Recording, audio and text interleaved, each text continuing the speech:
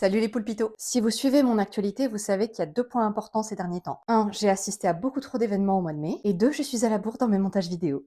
Mais les conséquences plus obscures de tout ceci... Ah putain, c'est ça. Étant donné que cette chose a provoqué un découvert sur mon compte en banque, je sais pas si je dois vraiment en être fière. Mais là, vous avez le Romance Fever au-dessus, Écho et Merveille au milieu, et juste en dessous, la Comédie du Livre de Montpellier. Ah putain, ça craint. C'est pas ma faute, chef. J'ai glissé.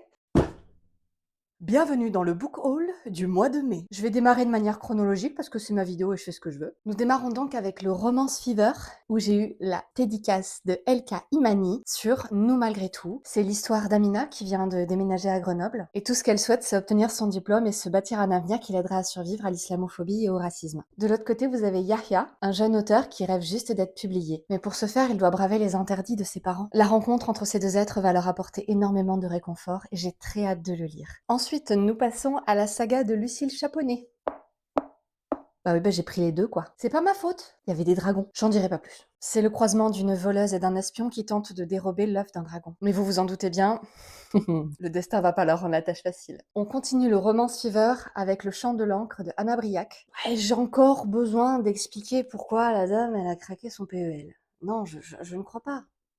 Je pense pas que ça soit bien nécessaire, hein. Collector, 2 tomes en un, plus une nouvelle. Et l'autrice m'a dit héroïne badass qui se laisse pas faire. Et j'ai fait mais oui, je sais une death sweat. Avec des goodies collector, donc on va les découvrir ensemble. Je les ai pas encore ouverts, hein. J'ai fait exprès d'attendre, mais je vous jure c'était pas facile. Hein. J'ai déjà expérimenté une vie sans toi, Sigrid. Je ne veux pas exister dans un monde où tu n'es pas.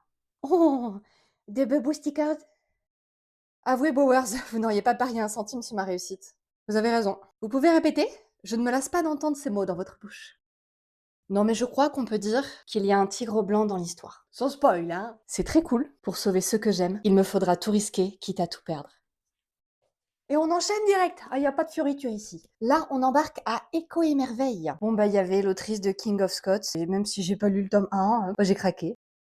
Je voulais aussi vous parler d'une illustratrice qui était présente du coup à Écho et Merveille sur un petit stand. Elle fait des dessins botaniques au stylo bic, magnifiques. Vous pouvez la retrouver sur son Instagram Poppy Poésie. Après, je suis tombée sur une illustratrice trop kiki, mais j'ai perdu la carte de visite, donc si quelqu'un reconnaît... Le chant qui hurle en moi. La groupie que je suis a vu Tiff, elle a fait...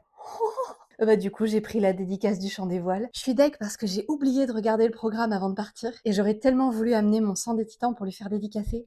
Ah, j'ai les boules à gaz, je me déteste. Mais voilà, j'ai quand même eu ma petite dédicace sur le chant des voiles que j'ai aussi hâte de lire du coup. Elle a pu m'expliquer un peu son processus créatif, les prochaines dates de sortie, etc. Donc je suis toute contente.